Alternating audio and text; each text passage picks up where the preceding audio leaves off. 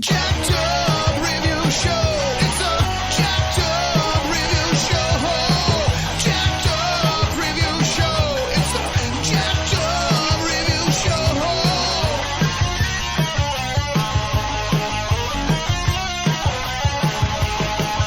Join us as we cover many an insane movie and numerous cult TV phenomenons. Are you ready to get jacked up? Are you with us? Then listen on. Listener discretion is advised. It's a Jacked Up Review Show. It's a Jacked Up Review Show. Jacked Up Review Show.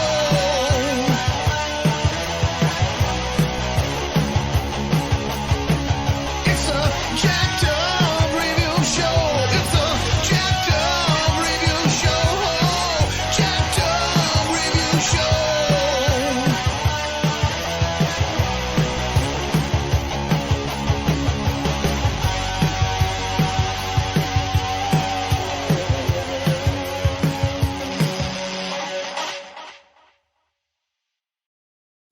Hello, everyone. My name is Steve, and I am the co-host of Cinema Decon, a movie review podcast that revisits the movies of the 80s, 90s, and 2000s.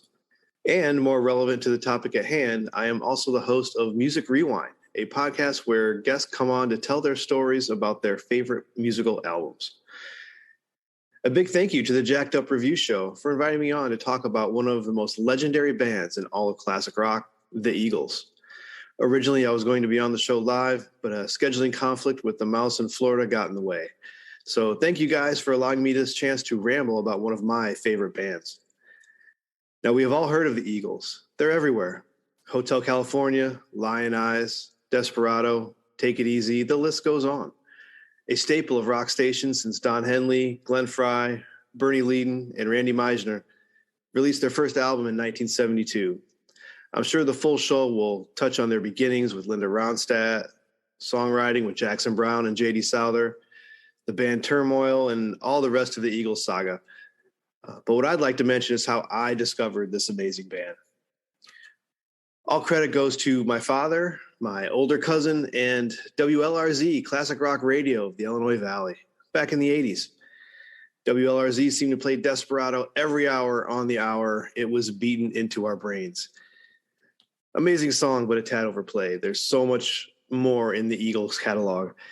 Then one day in probably 88 or 89 at my uncle's house, I was about to commit the great sin of placing a needle down on track 5 of the Eagles' greatest hits to hear Desperado again when my cousin Alan stopped me. He imparted the great advice to listen to the whole album. So we did, and my young mind was blown. The songs were fantastic. Every single one.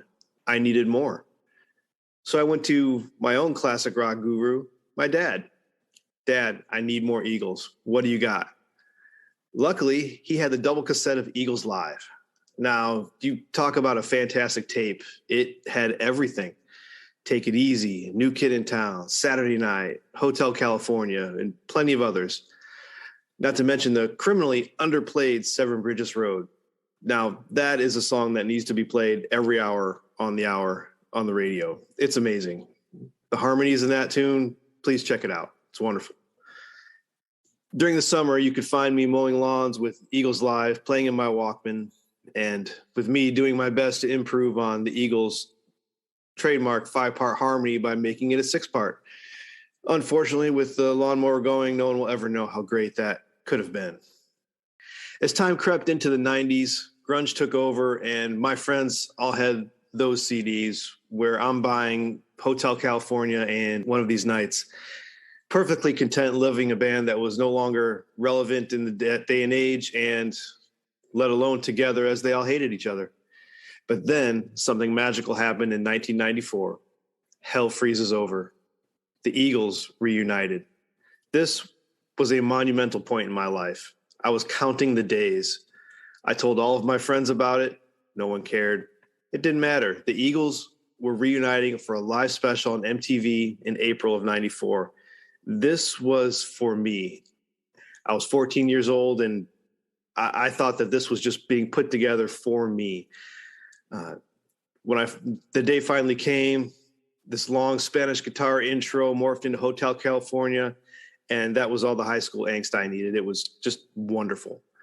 I still listen to the album today.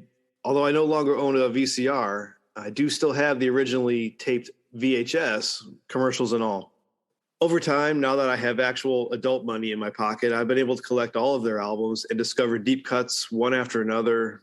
Duel and Dalton, Train Leaves Here This Morning, Certain Kind of Fool, Try and Love Again, Old 55. There's just so many songs that you probably haven't heard. I've had the privilege of seeing them in concert twice. Once in 2002, my dad and I went for their first farewell tour. Then recently in 2020, right before the world ended, I saw them perform Hotel California in its entirety with my dad and my brothers. We mourn the loss of founding member Glenn Frey, who passed away in 2016, and his presence was missed on stage. However, I will give credit to Vince Gill and Deacon Frey, Glenn's son, for doing a decent job trying to fill those big shoes.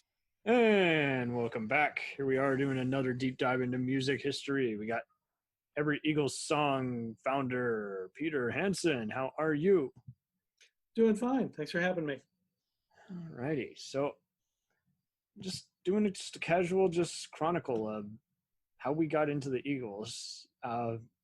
So you're older than me, so I take it you had good parents who showed you the ropes of digging into all those various albums. I wish I could say that they were the gateway. I don't know that they necessarily were. So where I fall generationally is I'm just a little kid becoming conscious of music at the time Hotel California comes out. So the 3 singles that are released from Hotel California, which are the title track, Life in the Fast Lane, and New Kid in Town, really form some of my earliest musical memories. And they're tied in with growing up in Michigan. So they're very much embedded in my childhood in the same way that a lot of the band's music is embedded to adolescence for people a little bit older than me, or young adulthood for people a little bit older than them. And that's true of a lot of these iconic bands, is you embed very strongly, you imprint very strongly, I should say, based on when you first hear them. I'm sure there are whole swaths of fans who enter the Eagles story in the period between 1980 and 1994 when they're not a recording entity. And I'm sure there are younger fans who only know the Eagles as what you would call in the industry a heritage band, where their primary recording period is behind them. But for me, it was very much tied in with childhood. And then my progression from there is they were very prominent in my consciousness as I entered the years where I started buying my own albums. And by the time I was really focusing on who the artists were, Henley had already started recording his solo stuff. So more likely than not, the first Eagles related album that I owned of my own was actually his second solo LP, Building the Perfect Beast, the one with Boys of Summer. So my adult experience of the band is very Henley centric. I was very focused on his solo career. I saw him solo live before I saw the band live. And I kind of backfilled the story of the band based on my interest in him. And by the time the band reunited, I had become a pretty hardcore fan, and I knew the catalog quite well. So I was lucky enough to see them in '94, the first year they were back together. And since then, they've been enough of a part of my life that by the time this 50th anniversary of the band's first release came around this year, I felt motivated to go ahead and do this blog, Every Eagles Song, in which, as the title would suggest, I offer reviews and comments and interpretations of every tune they recorded. But then I also have some infrastructure added to the blog in terms of discographies. And it really is just a repository for this lifetime of data and opinion that I've gathered while listening to and enjoying this band. So yourself, how did you jump on the train? Just constant radio play. I was familiar with all the big ones of the 70s and 80s, Van Halen, Def Leppard, what's the other one? Just Led Zeppelin, obviously, but just, Eagles were just in there, just really appreciating Don Henley and Glenn Frey and even their solo careers. And, I saw how everyone could even be critical of how Joe Walsh was with his solo career, but I was just one of those where it's like I just took it in. I dug the ensemble, how some considered them soft rock, others were like, no, they're country rock, but they're more mainstream, and they're just sampling in all these kinds of different genres and just blending it together. But it's just a great melody from their vocals, and just very just engaging guitar skills. And like you, I would just casually just see them, in a casual Rolling Stone interview, or just music documentary that was playing on PBS or what have you. And I was like, there's a reason these guys are legends. They had it rough, and then they sang about their unusual upbringing. And then, from that point on, just one hit after the other. And I can't ever say that any album exactly sounded all the same. And even when some of their newer stuff didn't necessarily take off, I still dug how they had this just undying energy feel to them. It's a really interesting progression artistically, because right from the beginning, even though they are rooted in country rock, which actually you can attribute primarily to one of the founding members, Bernie Leadon, who had been a peripheral associate of the Byrds by being a member of the Flying Burrito Brothers, who was also in a group called Dillard and Clark. There you go. Henley always cites as one of the founding artists of the country rock aesthetic. So by the time the four original members, which is Leadon and Meisner, Randy Meisner, plus Henley and Fry, by the time they come together, there has already been this foundation built for country rock by a number of other artists, notably the Burrito Brothers. And interestingly, when the band emerges, one of the principles of the band is it's going to be four lead singers, which is a fairly unusual model.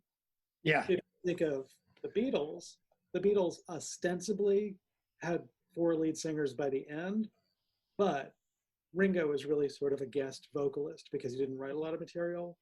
And as we were just reminded watching that Get Back documentary, George was kind of grasping for space in the band underneath the Lennon-McCartney power vacuum. And of course we can, the Lennon-McCartney power structure, I should say, and we can see a parallel to that with the Fry-Henley power structure.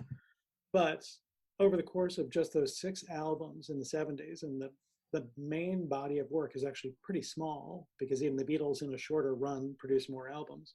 But over the course of those 6 albums, there's a very clear evolution from gentle, rootsy, kind of loose country rock, moving into slightly more guitar-driven area.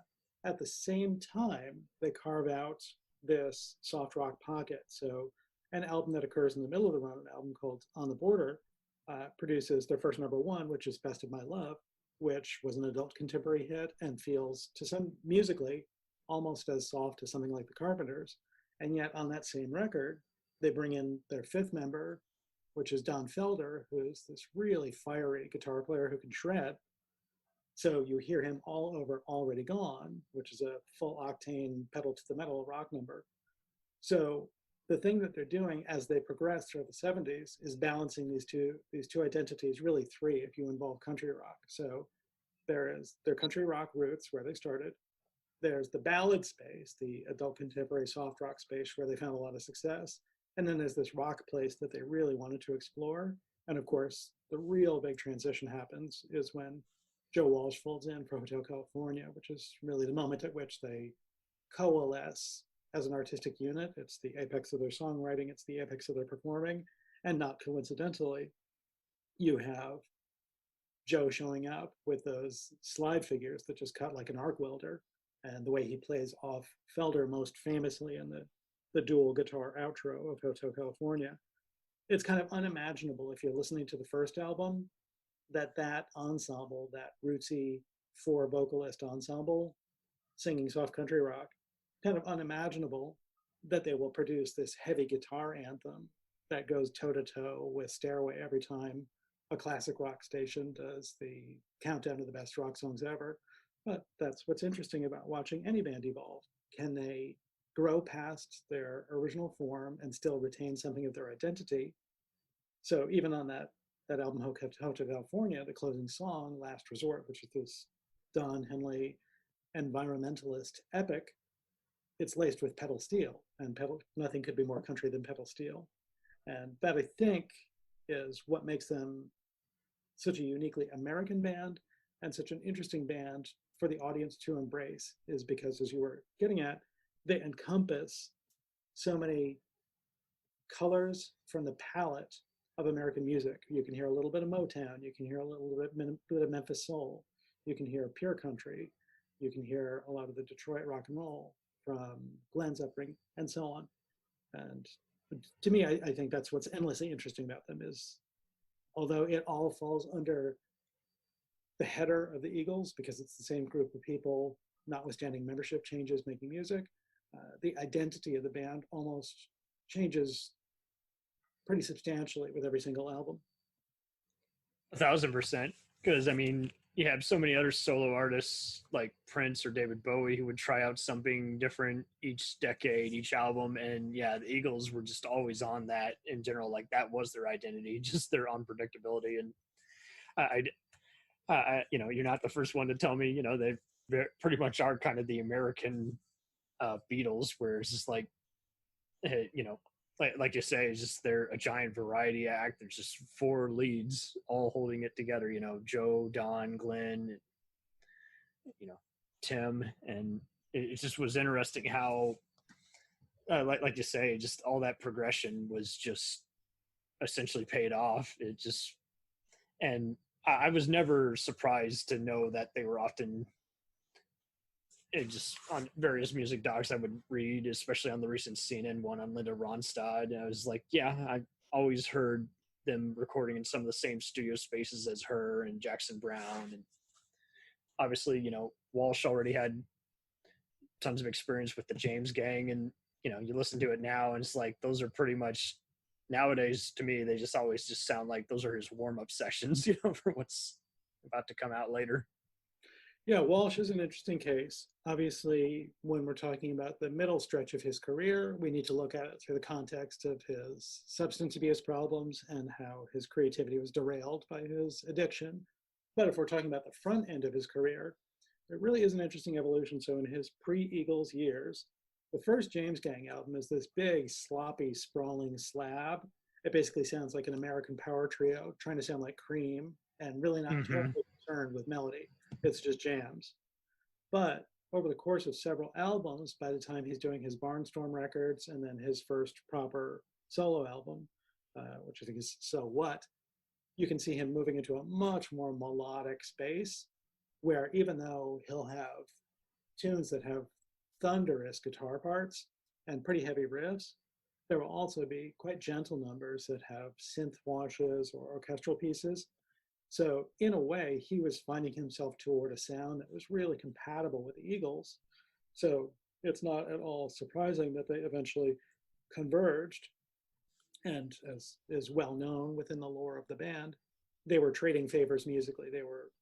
The Eagles were appearing on Joe Walsh studio albums and live albums and showing up at his shows. He was showing up at their shows.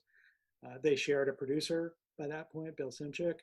So by the moment that Walsh enters the Eagles fold to replace founding member Bernie Ledden when he leaves, it's interesting to see him slot in, because if you look at the songs that Walsh has actually brought to Eagles records, they're not on par with his most substantive solo work. And what I mean by that is this. So on Hotel California, he contributes that really beautiful original Pretty Maids All in a Row. It's very dreamy. It's very much of a piece with what he was doing on his solo stuff, but it's not a radio single the way that Life's Been Good or Walk Away is. On Long Run, he contributes In the City, but that's a re-recording of a tune he had done for a soundtrack.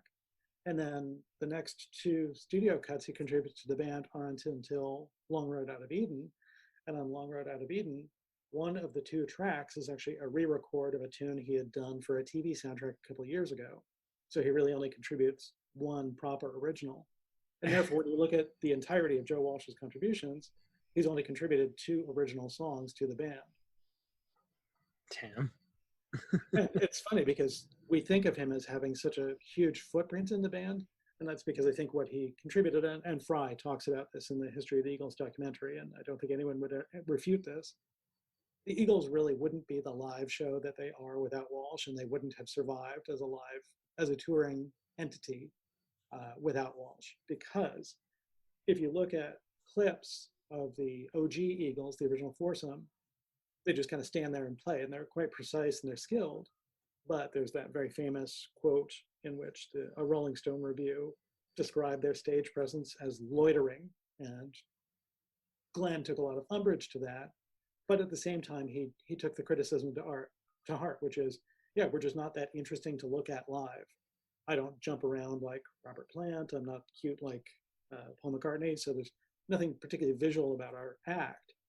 But then when they bring in Joe, in addition to those just explosive guitar things that he can do, he brings in his clown Prince personality. So he's goofy and he's big and he's playing with the audience. And even when you see the Eagles now, I last saw them in 2014, so quite a few years ago at this point. It was the last tour with Glenn. But even when you see them now, there's just a huge energy uplift whenever Joe takes the focus, whether it's soloing or singing, because he's just got that lighthearted persona. Even though he's an incredibly serious musician, he managed to make what he does seem effortless. Whereas when you're watching Henley, it's a whole different experience. It's very impressive to watch him because he's so meticulous as a singer, and just seeing him craft every tiny nuance of a note or a flourish. It's quite impressive, but it's the adjective, the description that stays in mind that I always liked was from a USA Today review of the first show of the reunion tour in '94. They described Henley as being grimly focused, and that's more or less my experience of seeing him live many times solo. I've seen him a bit looser on later tours, but he is very all business in a live show about trying to be as precise and meticulous in his performance, as opposed to Joe, who's never sloppy per se, but he just has a looser personality. And that was, I think that starts to provide some insights as to why he was such an interesting X factor to add to the band, even though when you look at the math, he actually didn't contribute that much material, because of course his most substantive musical contribution to the band was bringing in the riff that became Life in the Fast Lane, but Life in the Fast Lane is basically a Henley Fry composition built on a Walsh riff. Wow. Well, so backtracking a little bit, it is cool how you did kind of illustrate, who deserves more of the credit, and how, again, the personas are so different. So again, that foreshadows, the inevitable breakup and want to do solo careers. But do you kind of think it is sort of like a common, like Pete Townsend, Roger Daltrey kind of thing, like with the Who, like who's the real star? Or is it just...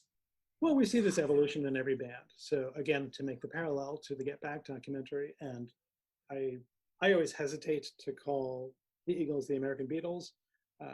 I know a lot of serious music fans who take affront at that simply because those fans place the Beatles on an almost spiritual plane because of how important they were to the story of the 1960s, and I can see that. At the same time, however, I think one of the reasons that the Eagles did embed themselves into the popular consciousness as strongly as they did is they were very acute chroniclers of their own moment. So earlier you said they talked about their upbringing, and I think you see touches of their upbringing in their work, probably more their solo work. However, from the beginning, from that first album, it feels like they're writing songs about the moment that they are in. So on that first album, it's we're young musicians and we're strivers and we're young guys on the make looking for girls. So there's a reason that people connect with Take It Easy, because that is the attitude of a rake. That is a 20-year-old dude who's trying to string along a bunch of relationships and avoid the consequences. And you see, in essence, the character from that song evolve throughout the body of work that comprises the 70s albums. So you could almost say that the character in Take It Easy, which is a Jackson Browne composition that Glenn completed, you can almost say that that character is the same character who's trying to settle into a long-term adult relationship on the long run, which is the title of the last album. So to your question of where the power structure comes from in the band, the phrase that's Don and Glenn particularly often used, and I'm sure they talk about this in the documentary, is this phrase song power. And what they meant is, out of the gate, it was 4 equal partners. It's Don, Glenn, Randy, and Bernie. And the vocals are distributed pretty equally across the first 2 albums. But by the time the 3rd album comes around, it becomes clear that Don has the most commercial voice by far. Yes. And it also becomes clear that Glenn has a really good ear for radio-friendly rave-ups, whether he wrote them or just sings them. So combined with the fact of Don and Glenn emerging as a songwriting entity on the 2nd album, very famously, as they say in the documentary, they wrote Tequila Sunrise and Desperado in the first week as a songwriting duo, which is a pretty good. Oh my God. Would you call that a rarity, kind of? It's like that doesn't happen too often. Usually the song everyone is sick of playing, that the producer suggests is the radio hit, and those are the ones they first coughed out. Right. They didn't get stuck with an albatross their first time out of the gate. And it's fascinating because we think of the Eagles as a delivery device for Henley Fry songs, and there are no Henley Fry songs on the first album because they haven't started writing together. But in any event, once they started notching hits, Henley and Fry were pretty cognizant of the math. It's like, oh, Don Henley, I either co-wrote or sing almost every song of ours that's successful, and most of the other songs of ours that are successful that I don't that I don't solely write or sing are Glenn's material. So it's very clear that the marketplace is gravitating toward Henley stuff and Fry stuff to the detriment of Meisner stuff and Ledden stuff. So Ledden never scores a radio hit with the band, in fact, never scores a radio hit in his career. And Meisner doesn't score a radio hits until the 4th album, rather, with Take It to the Limit, which is a monster. It's an amazing song, and it's a pretty iconic piece of the songbook. But even that tune is co-written by Henley and Fry because, as Meisner has noted, he was a slow songwriter, and he would bring a sketch into the band, and usually Don and Glenn would come in and finish it. So by the time you reach one of these nights in Hotel California, which collectively form the creative apex of the band, it's very clear who has stature. And that's when you reach a test of character with any band.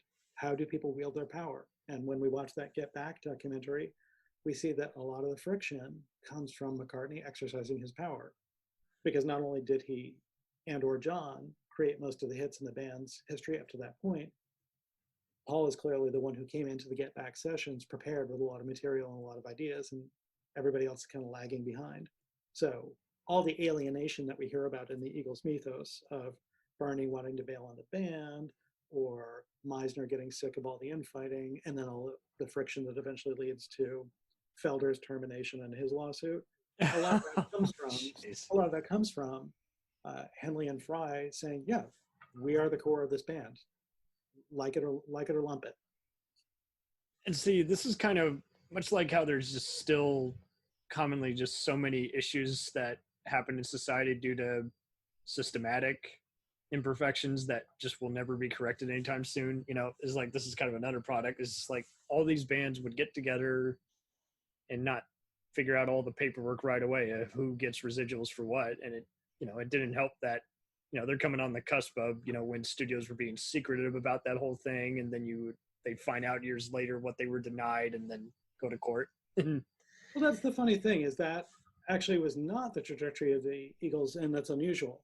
And the friction that emerged relative to the early albums was really much more between Don and Glenn and David Geffen. So David Geffen, of course, was the founder of Asylum Records, which carried all of the original Eagles albums. Basically, throughout the 80s and 90s, even though Don goes to Geffen, which is Geffen's post-Asylum label, and releases his first 3 records on Geffen, they have a really bad falling out at the end of the 90s, and a lot of it has to do with publishing and music rights. You would think that given Don's litigiousness and given the prickliness of his relationship with his bandmates, you would think that the story would be that Bernie, in order, Bernie and then Meisner falling away from the 70s incarnation of the band would have fallen away because of exactly what you're talking about, squabbling about rights. But by all accounts, in every interview he's given, Bernie, it was just, no, this isn't fun anymore. This went from being a fun musical ensemble with a bunch of equals to this is a job with two bosses who are kind of dicks. So he bails.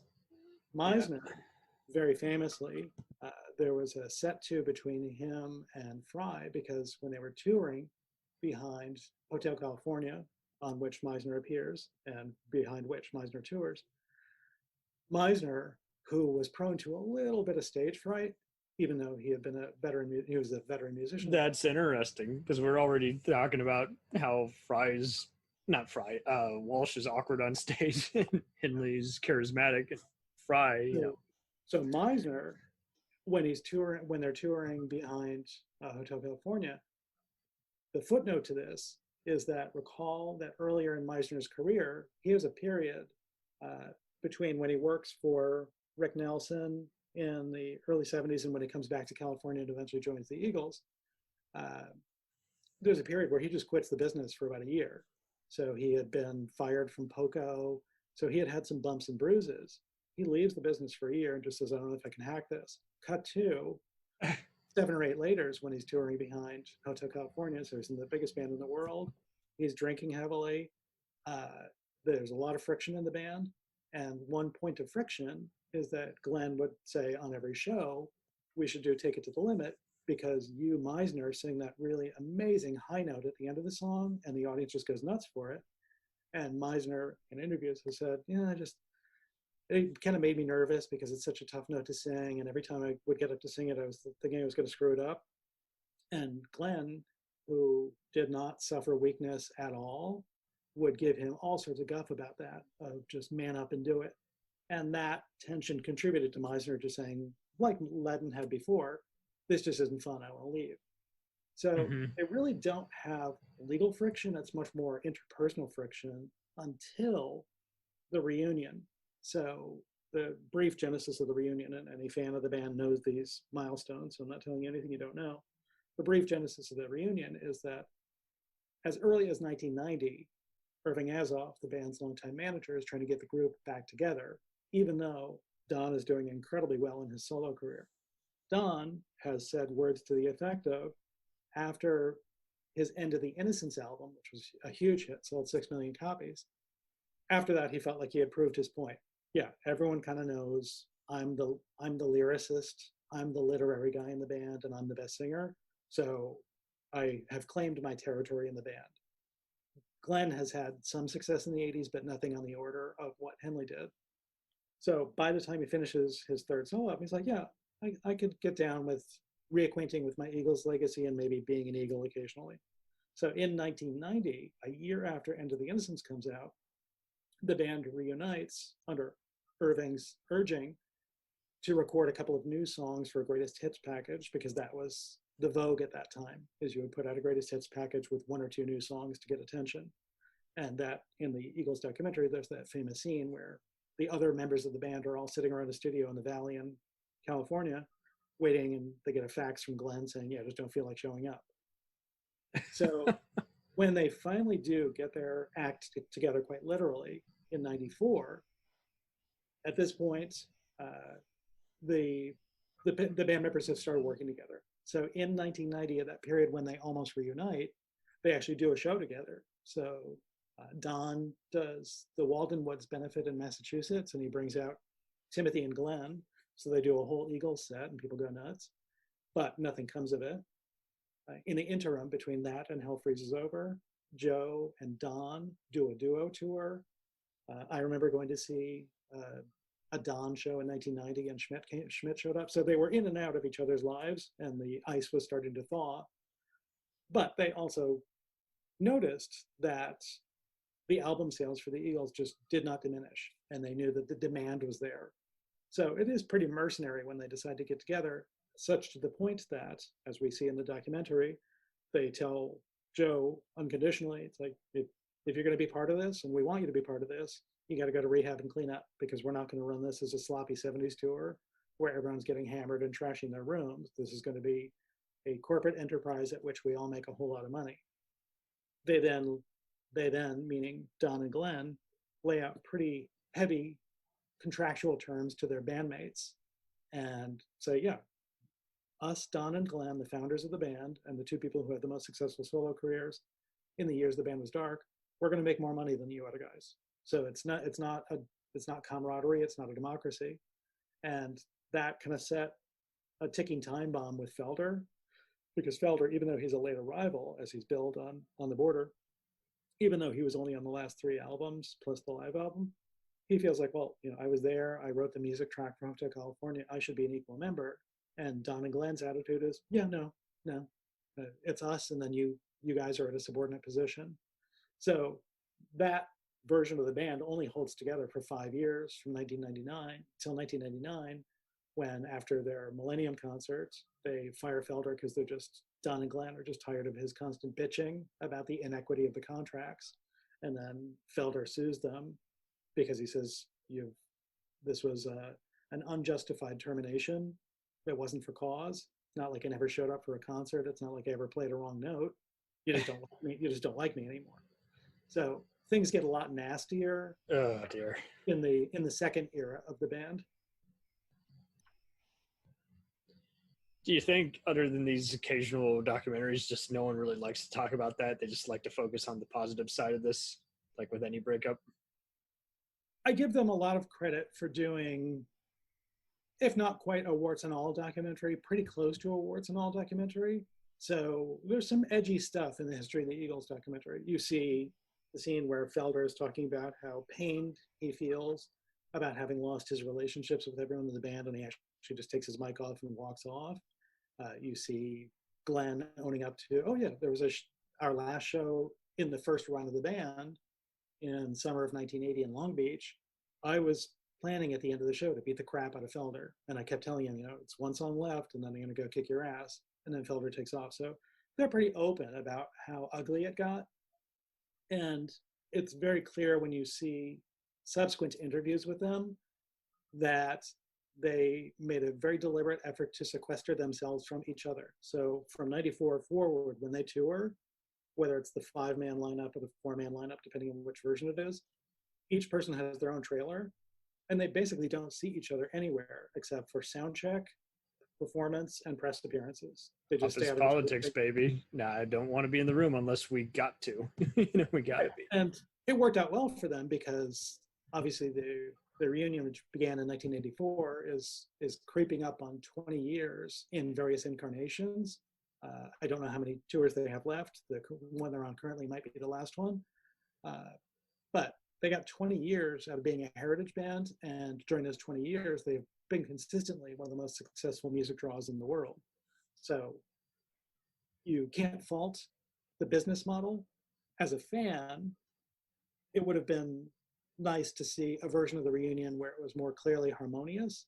Mm-hmm. And certainly when you listen to Long Road Out of Eden, which I don't think anyone would say is their best work, it's nice to have it. It's nice that they did another album, but it doesn't come close to the top rank of their discography.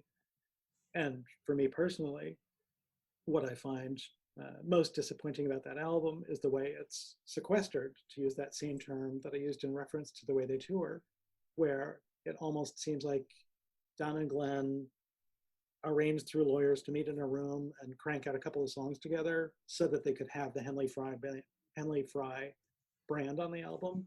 But then there are a whole bunch of tracks that sound exactly like every Don Henley solo album, and a whole bunch of tracks that sound exactly like every Glenn Fry solo album. So it's very clear that the whole enterprise was not a unified band effort. And you could say that's true of a latter-day Fleetwood Mac album. You could say that's true of a latter-day album by a lot of bands, where artists are kind of stuck with each other because that's where they achieve their greatest fame.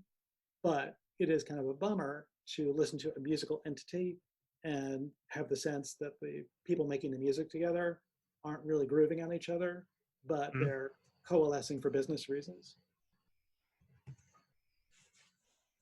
Yeah, well, but that's evolution, though. I mean, And to get that big a change in pace, you got to commend them for that, at least by wanting to just say, you know what, hey, we did this tour, we did this reunion, again, we're at each other's throats, but at least we're learning how invaluable we are as standalone artists and how everyone still just, loves our brand. They love the artists that are these four. My impression is Henley in particular probably took him a while to get there, of appreciating what the band means to people. And I suspect, and I could be wrong about this, I suspect that the massive success of the Hell Freezes Over tour caught them a little bit by surprise, meaning they knew it was going to be a success. They were the first rock act in America to charge more than $100 for a premium ticket. The only artist who had done that in the American touring space that I'm aware of before them was Barbra Streisand. So they knew that they were a premium act and they were going to get their money for it. But my impression is it didn't really settle in for the band until after the tour, and they realized, oh, we've done this first tour. We can now do 5 more legs and go see the rest of the world, and then come back 5 years later and do another tour. I think when they realized, and this is just my impression, I could be wrong, I think when they realized how bottomless the well was of goodwill toward the band and interest in the band's music, that's when I think it started to hit them what an important legacy they had, where we aren't just a band that's going to reunite once and everyone's going to say, oh, it was cool if they got back together one time and now everyone's going to retreat back and make their solo albums. And we have all seen acts like that where they pop back together for one tour and everybody gets their fill and they don't. And then they're gone. There really aren't that many acts. And the Eagles are pretty close to unique, with the possible exception of Fleetwood Mac. There really aren't that many acts that have reunited after a long hiatus and have been more successful as a touring entity post-reunion than they were in their heyday. Now, a lot of that has to do with changes in the way that tour business is constructed, but the Eagles were together for 8 years, basically. They formed in 70, well, call it 9 years. So they were formed in 71 and they broke up in 80. And yet they've now been together again for almost 20 years.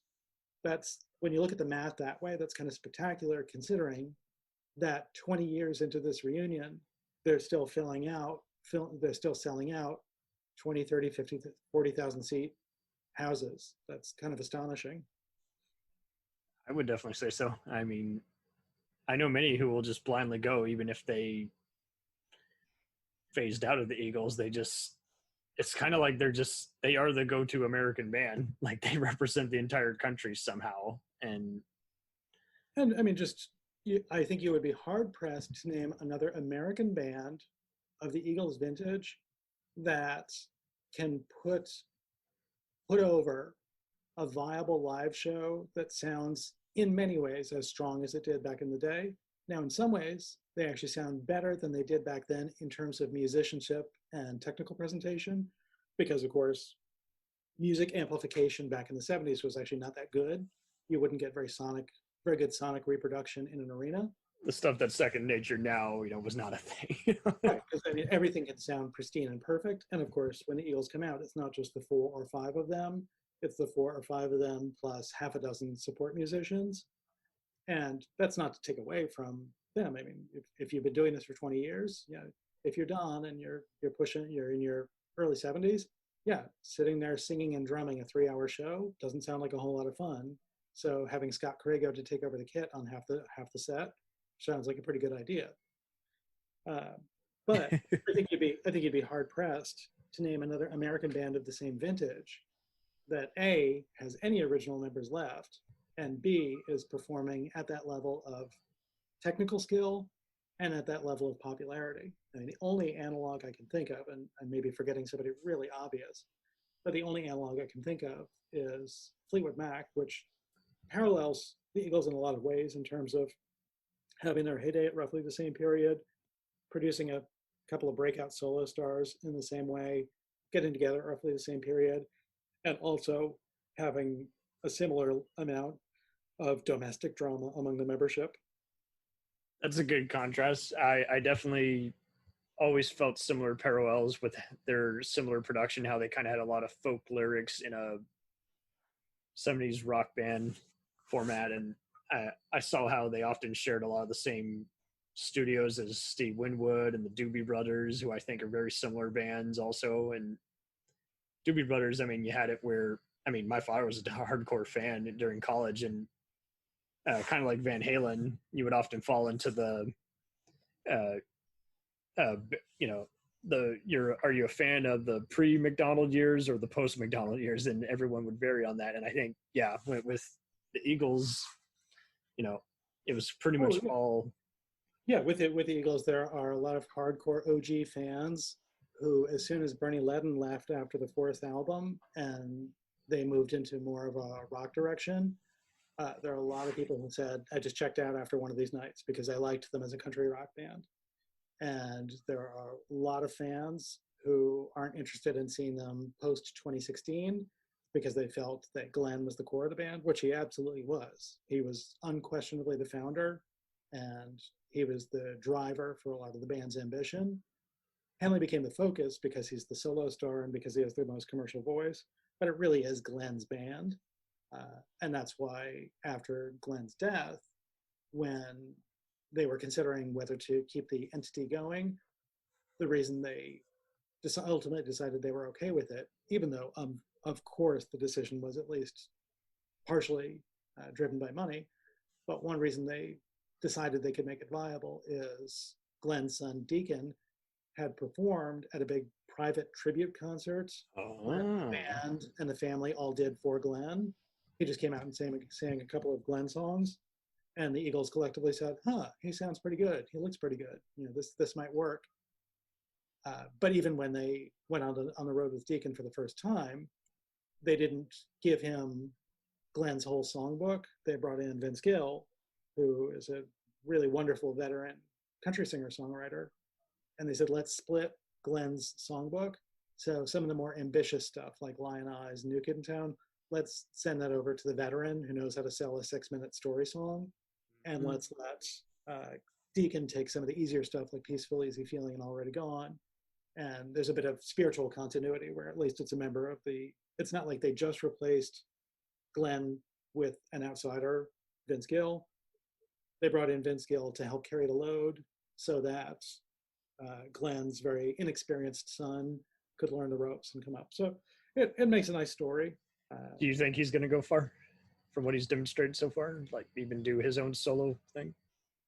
I would assume so. I mean, he's actually off the tour right now. I don't know what the circumstances are, and I certainly don't want to. I've heard a few ads post-COVID for him, but I don't know where they're performing. I think they did a Dallas, Texas tour. They might be doing a Louisiana. And yeah, this current leg of the tour, they're just performing it as a foursome because Deacon is ill. I don't think it's anything. I don't have any reason to believe it's anything serious, but he's just out of the tour temporarily. So they're performing it as a foursome. So it's Henley, Walsh, Schmidt, and Gill. So Gill's picked up a couple more numbers, and actually Schmidt is singing a couple more numbers, which is actually kind of a nice thing for him because for the better part of these 20 years, Schmidt has had 2 songs to sing at every Eagles concert, literally just 2. Just every concert he sings, I Can't Tell You Why, and I'm blanking on his elevator music song because I dislike it so much, the one from Hell Freezes Over, Love Will Keep Us Alive. So for 20 years, he's just been doing those 2 numbers over and over again. Now, he has solo stuff on the side, but finally on this leg of the tour, through circumstances I'm sure he would not want to have happen, I'm sure he'd want to have Deacon there. But I know he's doing Peaceful, Easy Feeling, and he probably picked up a couple of other numbers. So this particular moment is actually kind of an interesting time to see the band because their set list is so regimented and has been for so long. This is the first time that circumstances have thrown them a loop and forced them to change up their set list and their distribution of singers. The first time they've had to make that kind of a change on the go in quite a while. Interesting. Well, I think altogether this has been good at you've done a masterful job of just summing up their essence, how they retained it, how the world is evolving in front of them, and they just don't realize just how they're just too cool for school. They're they're too evolved to even realize that they're evolving. they're just too close to the material. They're Right, that's one way to look at it. Another way to look at it, and I think both perspectives are totally viable. Another way to look at it, and this tends to be my way into the band, is actually the opposite, the notion that they have positioned themselves as cultural observers. So if you think about some of the most iconic songs, like Life in the Fast Lane, like Hotel California, or even something later like Get Over It, which I like very much from the Hell Freezes Over album, it is from the stance of someone standing to the side of culture and commenting on culture. And you can see that same stance replicated in Henley's solo material, because a criticism that is often made of Henley, and it's a fair criticism, is that he's this sort of supercilious old crank who is judging everyone. But that's kind of the stance of the Eagles. But when the Eagles are firing, so take a song on the order of Lion Eyes, which I think is pretty unquestionably one of their masterpieces, that I think combines their outsider stance, we're describing society, with their unique gifts of harmony and melody and lyricism and guitar work, and fuses it into this 6-minute song that feels like a novella about the cycle of romance and betrayal and heartbreak. And that's, I think, when they're doing something that is uniquely theirs. They're combining storytelling and musicianship and attitude in a way that really does fuse the different elements of their musical DNA. So Lion Eyes has basically a country beat, but there's a rock guitar over it. And then there's a little bit of soul to the vocal. And then there's a little bit of doo-wop and Everly Brothers to the harmonies. So it's all of these different American influences coming together in a way that feels completely unified and coherent. And every band aspires to that. Every band aspires to find their identity. And if you think about the iconic songs for every band, they're unique. So to use just one example, Bohemian Rhapsody is the freakiest song you could possibly imagine ever being a pop hit. But it's because it is a perfect synthesis of Freddie's out there operatic sensibility and Brian May's incredible pop hooks and that great rhythm section. Stairway to Heaven, again, if someone explained that to you on paper, okay, it's this gentle, medieval lyrical thing for half the tune, and then it's basically Black Sabbath for the rest of it. On paper, that doesn't make any sense, but it's such a perfect synthesis of Page and Plant and their collaborators. And I think that's true for the best moments of the Eagles.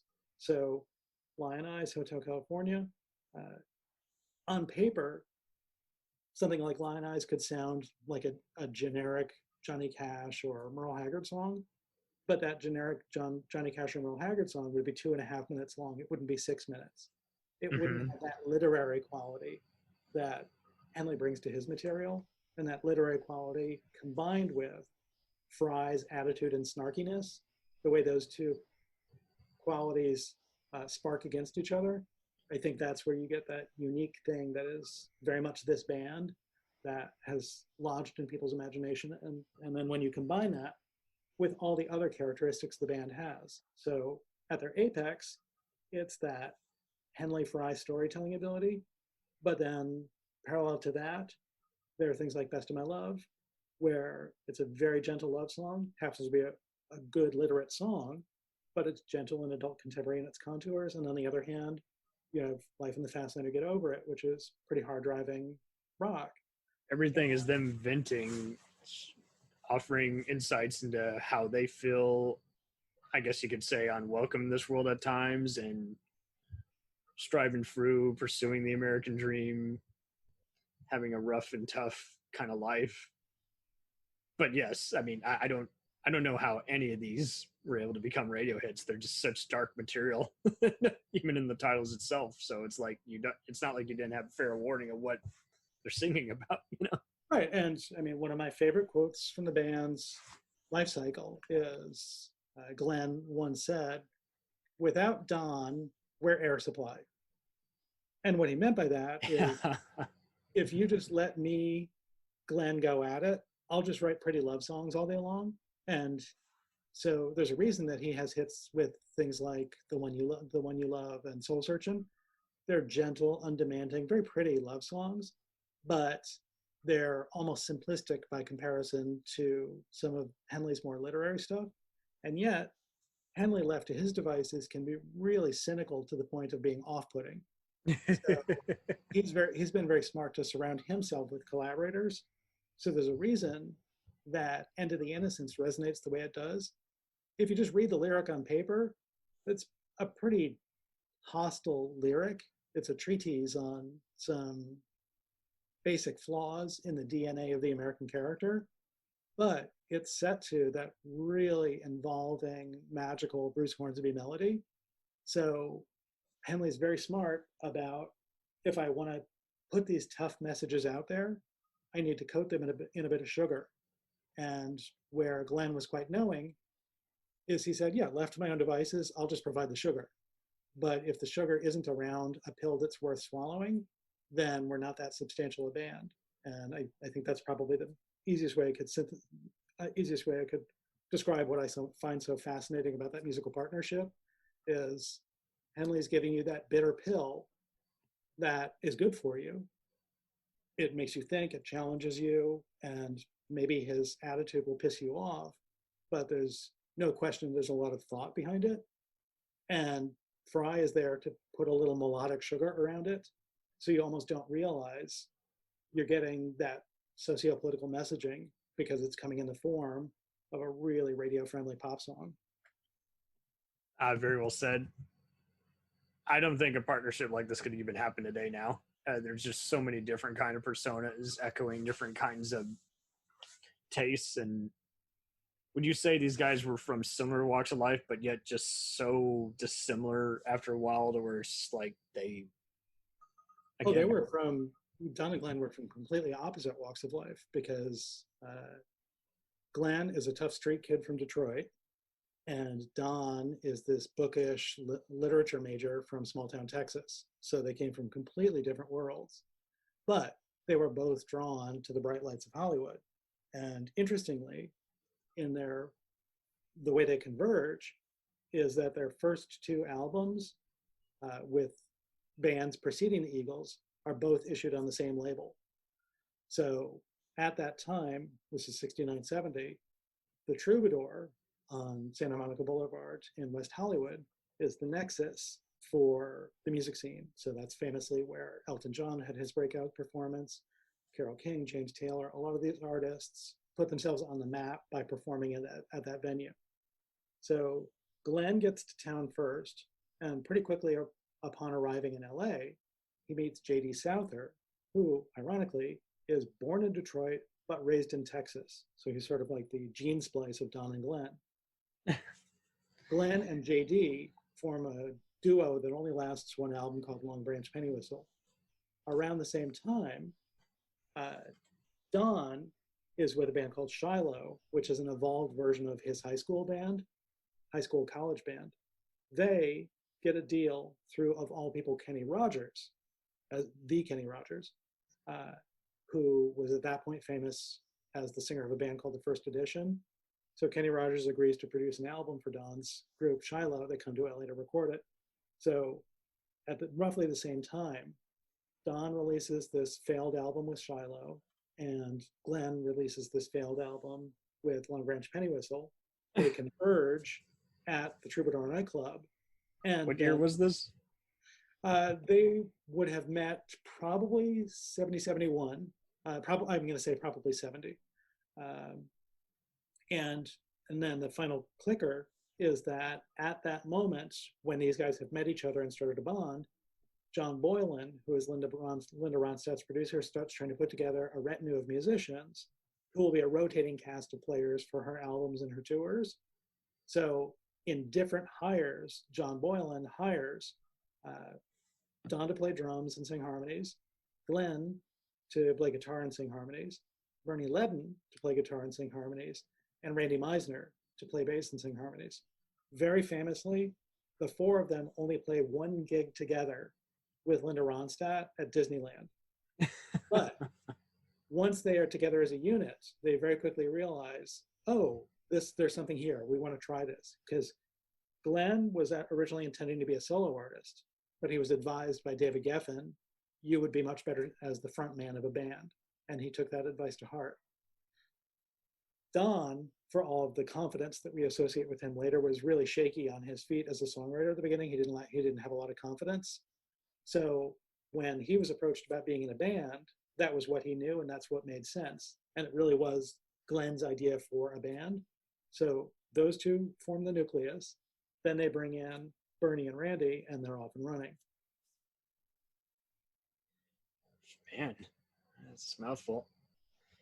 But it does make sense because, yeah, they had some of the same producers as Ron Studd and were using her studio originally. So, but man, No, how do you get this all configured? How do you get this all memorized in your mind? Well, like I said, this is why I ended up doing the blog. It's just They connect with you. I enjoy cataloging the things that I enjoy, and because I've been listening to this band for quite a few decades at this point, I've had plenty of time to consider all the connections. And one thing that was really enjoyable about putting the blog together was to write the initial post, which was just a very brief biography. There's nothing in there that would be new to a serious fan, because it's basically the same milestones that are described in, to some degree, the History of the Eagles documentary. But for me, it was an interesting exercise to consolidate that down into about 1,000 words. How succinctly can I tell the story of the formation of the band, the run of the band, the breakup, the reunion, and where they are now? And what I found is by synthesizing that down to a short piece that is in the neighborhood of 1,000 or a couple thousand words, it allowed me to see all these connections much more clearly, because then it's like taking the story and looking at it under a microscope. Oh, this event led to this event, led to this event. It all adds up eventually. Well, thank you ever so much for mapping out this timeline and the cultural influence, just being consistent and being perfectly summed up for today's audience. So other than Every Eagles Song blogspot, what else do you have coming out besides your books? Oh, I'm mostly working on other projects right now. So I'm in my real life, I'm a film teacher and I'm involved in screenwriting. So I have a couple projects that are bubbling there. Nothing that is ready to be announced. So for now, I'm perfectly happy to hype this blog because it was fun to write, and I hope it'll be fun for people to read. So the content of the blog is, because the title is Every Eagles Song, several of the posts are just a ranking, and rankings are what they are. They're just subjective fun. It's just my ranking of the 88 or so songs that the band recorded, and obviously starting from 1 and going to 88 on diminishing levels of quality according to my taste. But within each review, hopefully, is a little bit of behind the scenes information about the song, maybe a couple of interesting thoughts about interpretations or musical quality. And certainly for casual fans, one thing that I hope is useful is tracking who sings what, because since there have eventually been something like 6 or 7 lead singers in the band, it can be, unless you're a really close fan, it can be difficult to track the voices. And to that point, one thing that was really fun for me to do was to center Meisner, who I think is really underrated. But getting back to your question, that's probably the most enjoyable thing for people to take a look at right now, because it's new and fresh, and it's topical because this is the 50th anniversary year of the band, because the first album came out in 1972. So that was the occasion for the blog, and it's the occasion for having this chat today. And always happy to celebrate the band, because even though I wouldn't quite call myself a super fan, but I'm probably pretty close to a super fan, I can certainly see the flaws, I can see the things they haven't done well, and I can see the kinks in their personalities. But what remains at the end of the day is my great gratitude and respect for their songbook. Sweet. Thank you ever so much for being on here. My pleasure. We'll return after these messages. Hey, feeling down? Feeling low? Not enough podcasts about movies in your life? Why not try... They must be destroyed on sight! The new Podcast Cure-All, sure to get you right with the world and on a path to better living. We have exploitation, we have Italian horror, we have zombies, we have slashers, we have crime films, we have spaghetti westerns, we even have sci-fi and sex comedies. So take a dose of... They must be destroyed on sight! As needed, and let the hosts, Lee Russell, Daniel Harper, Paul Romali, and the odd guest host cure what ails you. Warning, may cause atrophy, African consumption, black fever, bone shave, chin cough, colic, cramp colic, dropsy of the brain, elephantitis, grocer's itch, jaundice, mania, miasma, mortification, palsy, Pott's disease, rheumatism, scurvy, St. Anthony's fire, summer complaint, and worm fit in some people. Consult a physician before listening.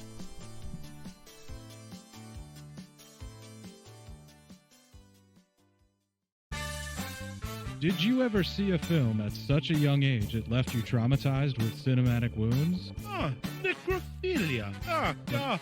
It's a dead issue, man. Don't push it. Cinema Psyops is a weekly podcast documenting an ongoing experiment on the mind of an unwilling test subject. No one should have to watch this movie. Oh, no one should have to watch this? No one should have to watch this movie. Surprisingly, it's not a topic that a lot of people really want to tackle. I'm shocked, prudes. I know, really. Right? It's the next sexual frontier that no one wants to explore. I am, in the most sincerest of senses, disappointed in you. It takes a powerful goddess like Connie, jam her arm down the monster's throat and kill it. Oh, I'm still tripping out over that. Even as a kid, I was like, I gotta find a girl like that. Every week, I get a new look of disappointment that I never thought I could get out of her. Unimaginable. At 12 years old, you should not be watching this movie. Obviously. At 13, you should not be. 14, you shouldn't be. I'm not entirely sure even 17-year-olds should be watching this movie. Just because you're offended by something doesn't mean that you have the right to demand that it doesn't exist. Watching this film again, I had all of this like little nerd glee with everything that kept little popping history up. doll popping up absolutely. at you. So I totally loved this film. Hey, I know why you couldn't see that. It's because your brain's warped from watching this shit at 12 years old. Yeah, this is a rough movie. I told you ahead of time when we were getting ready to do it that it was How going to be a could you rough watch one. this shit at 12? Because physical wounds heal, cinematic ones don't. Listen to Cinema Psyops. Hey everybody, I'm Corey. And I'm Zach, and we're the hosts of Podcasting After Dark, a cast dedicated to late-night horror and sci-fi of the 80s and 90s, often found on HBO and Cinemax. You know, the movies your parents didn't want you watching as a kid. You can find us every other week on Apple Podcasts, Spotify, Podbean, and Stitcher. This is what you want. This is what you get. It's time, let's check our cue, baby. Pair it with a couple brews, baby. We love good movies. We love the bad ones too. So we watch them all and pass their lessons on to you. Oh yeah.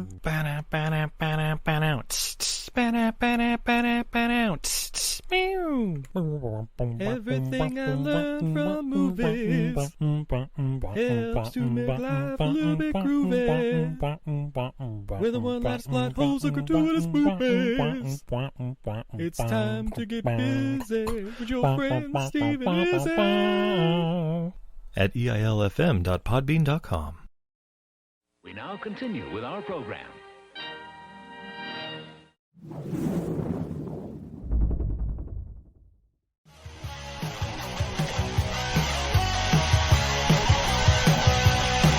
Follow us on the web on Facebook, Twitter, and Instagram. The podcast is available on Podbean, Spotify, iHeartRadio, Anchor, Apple, and anywhere else podcasts are available. Feel free to review our show and leave comments on any of those sites.